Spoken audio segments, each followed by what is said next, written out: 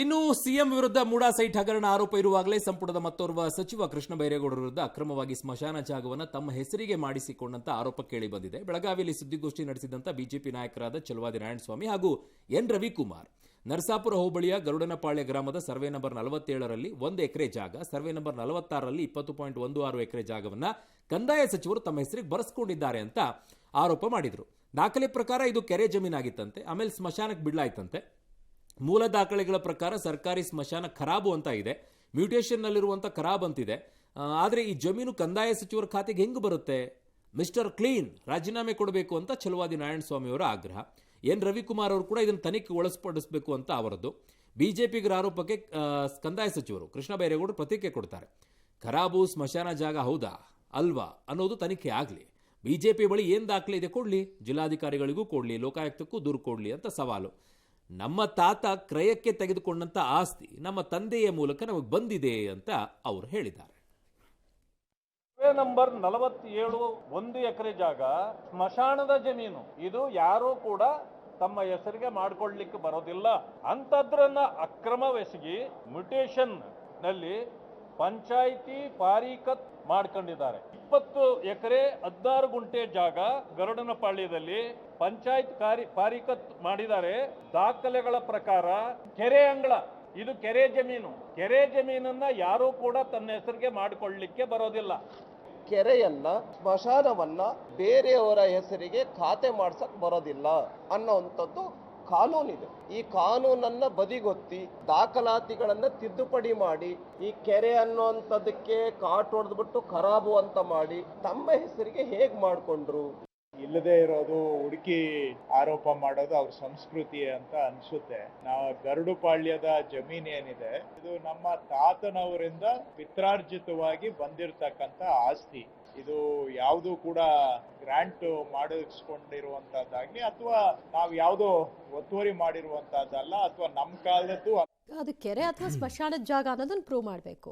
If ಅದು ಏನಾದರೂ ಕೆರೆ ಅಥವಾ ಸ್ಮಶಾನದ ಜಾಗನೇ ಆಗಿದ್ರೆ ಖಾಸಗಿಯವರಿಗೆ ಅದನ್ನ ಮಾಡ್ಕೊಡಕ್ಕೆ ಬರೋದಿಲ್ಲ ಅಲ್ವಾ ರೂಲ್ ಪ್ರಕಾರ? ಬರಲ್ಲ, ಅದು ಯಾವುದು ಕೂಡ ಬರೋದಿಲ್ಲ. ಬಟ್ ಈ ವಿಚಾರದಲ್ಲಿ ತನಿಖೆಯನ್ನ ಮಾಡಿಸಿ ದಾಖಲೆಗಳು ಏನಿದಾವೆ ಅನ್ನೋದು ಬರಬೇಕಾಗತ್ತೆ. ದಾಖಲೆಗಳಿಲ್ಲದೆ ಈ ವಿಚಾರದಲ್ಲಿ ಮಾತಾಡಕ್ಕಾಗೋದಿಲ್ಲ.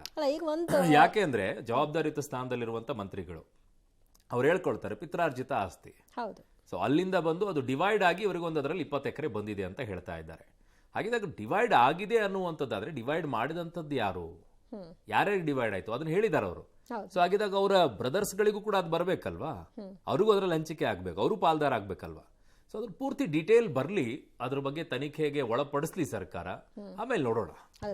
ನಾವು ಕೊಡಲ್ಲ, ನೀವು ಲೋಕಾಯುಕ್ತಕ್ಕೆ ದೂರ ಕೊಡಿ ಅಂತ ಅಲ್ಲಿಗೆ ಬರ್ಲಿ, ಆಮೇಲೆ ನೋಡಿದ್ರೆ ಆಯ್ತು ಈ ವಿಚಾರದಲ್ಲಿ. ಜೀನಿ ಸ್ಲಿಮ್ ರೆಫರ್ ಮಾಡ್ಬೇಕಾದ್ರೆ ಕಾರಣ ಏನಂದ್ರೆ ವೇಟ್ ಲಾಸ್ ಸಲುವಾಗಿ ನನ್ ಬಾಳ ಜನ ಕೇಳಿದ್ರು. ಫಸ್ಟ್ ನಾನ್ ತಗೊಂಡು ನನಗೆ ರಿಸಲ್ಟ್ ಬಂದ್ಮೇಲೆ ಆಮೇಲೆ ನಾನು ಜೀನಿ ಸ್ಲಿಮ್ ಇನ್ನೊಬ್ಬರಿಗೆ ಪ್ರಿಪೇರ್ ಮಾಡಿದ್. ಸುಸ್ತಾಗೋದು ಕಡಿಮೆ ಆಯ್ತು, ವೀಕ್ನೆಸ್ ಅದು ಏನೂ ಇಲ್ಲ, ಪೂರಾ ಹೆಲ್ದಿ ಅದೇನೆ. ವೇಟ್ ಜಾಸ್ತಿ ಇರೋರಲ್ಲಿ ಏನೇ ಡೌಟ್ ಇಲ್ಲದೆ 100% ಬಳಸಬಹುದು. ಪ್ರತಿದಿನ ನಮ್ಮ ಜೀನಿ ಸ್ಲಿಮ್ ನ ಯೂಸ್ ಮಾಡಿ ಯಾವುದೇ ಸೈಡ್ ಎಫೆಕ್ಟ್ ಇಲ್ದಂಗೆ ನೀವು ಸಣ್ಣ ಆಗ್ತೀರಾ. ಇನ್ನು ಬೆಳಗಾವಿಯಲ್ಲಿ ಲಂಚ್ ಡಿನ್ನರ್ ಪಾಲಿಟಿಕ್ಸ್ ಮುಂದುವರೆದಿದೆ. ಸಿದ್ದರಾಮಯ್ಯ ಆಪ್ತ ಚೀಫ್ ವಿಪ್ ಅಶೋಕ್ ಪಟ್ಟಣ್ ಆಯೋಜಿಸಿದಂತಹ ಮಧ್ಯಾಹ್ನದ ಊಟಕ್ಕೆ ಸಿಎಂ ಆಪ್ತ ಸಚಿವ ಸಂತೋಷ್ ಲಾಡ್ ಖುದ್ದಾಗಿ ಡಿಸಿಎಂ ಡಿಕೆ ಶಿವಕುಮಾರ್ ಅವರನ್ನ ಆಹ್ವಾನ ಮಾಡಿದ್ರು. ಆದರೆ ಅವರು ನಾನು ನಾನ್ ವೆಜ್ ಬಿಟ್ಟಿದ್ದೀನಿ ಅಂತ ಊಟಕ್ಕೆ ಹೋಗಲಿಲ್ಲ. ಆದರೆ ಅದೇ ಸಮಯದಲ್ಲಿ ಸತೀಶ್ ಜಾರಕಿಹೊಳಿ, ಕೆಎನ್ ರಾಜಣ್ಣ ಅಲ್ಲಿ ಊಟ ಮಾಡ್ತಾ ಇದ್ರು.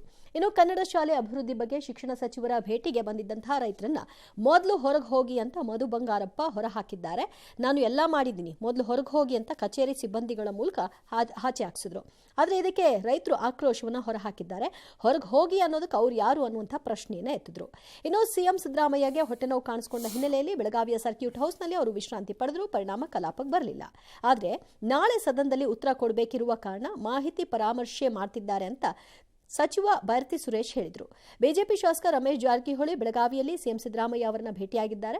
ಈ ಮಧ್ಯೆ ಪರಿಷತ್ನಲ್ಲಿ ಶ್ರೀ ಚಾಮುಂಡೇಶ್ವರಿ ಕ್ಷೇತ್ರ ಅಭಿವೃದ್ಧಿ ಪ್ರಾಧಿಕಾರ, ಚಂದ್ರಗುತ್ತಿ ಶ್ರೀ ರೇಣುಕಾಂಬ ಕ್ಷೇತ್ರ ಅಭಿವೃದ್ಧಿ ಪ್ರಾಧಿಕಾರ ವಿಧೇಯಕ, ಕರ್ನಾಟಕ ಹಿಂದೂ ಧಾರ್ಮಿಕ ಸಂಸ್ಥೆಗಳು ಮತ್ತು ಧರ್ಮಾದಾಯ ದತ್ತಿಗಳ ತಿದ್ದುಪಡಿ ವಿಧೇಯಕ 2025 ಸಚಿವ ರಾಮಲಿಂಗಾರೆಡ್ಡಿ ಮಂಡಿಸಿದ್ದಾರೆ.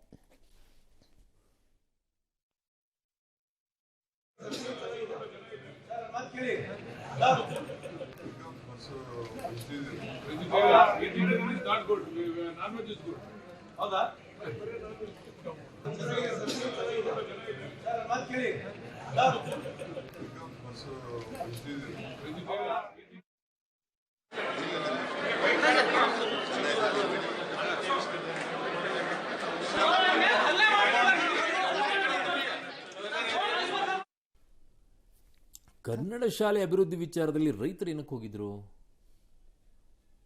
ಅದ್ರ ಬಗ್ಗೆ ಮನವಿ ಇಡೋದಕ್ಕೆ, ಅದ್ರ ಬಗ್ಗೆ ಗಮನ ಹರಿಸಿ. ಅವ್ರ ಊರಿಂದ ಏನೋ ಬೇರೆ ರೀತಿಯಲ್ಲಿ ಕಾಣಿಸ್ತಾ ಇದೆ ನನಗಿದು.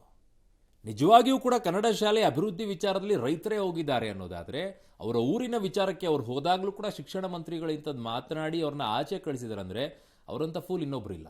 ಹಂಗಾಗಿದ್ರೆ, ಬಟ್ ನಂಗೇನೋ ಹಂಗೆ ಕಾಣಿಸ್ತಾ ಇಲ್ಲ. ಇದು ನಿಜವಾಗಿಯೂ ಕೂಡ ಕನ್ನಡ ಶಾಲೆ ಅಭಿವೃದ್ಧಿ ವಿಚಾರದಲ್ಲಿ ಹೋಗಿದ್ರಾ ಅಥವಾ ಬೇರೆ ಇನ್ಯಾವುದಾದ್ರೂ ಇತ್ತ ವಿಚಾರ ಗೊತ್ತಿಲ್ಲ. ಡೀಟೇಲ್ ಸಿಗುತ್ತೆ ಅಲ್ವಾ, ನೋಡೋಣ. ಈಗ ಸದ್ಯಕ್ಕಂತೂ ಆಗಿರೋ ಬೆಳವಣಿಗೆ ಹಿಂಗಿದೆ. ನಾಳೆ ಉತ್ತರ ಕೊಡ್ತಾರೆ. ಸಿಕ್ಕಿಲ್ಲ ಮಧು ಬಂಗಾರಪ್ಪನವರು, ಸಿಕ್ಕಾಗ ನೋಡೋಣ.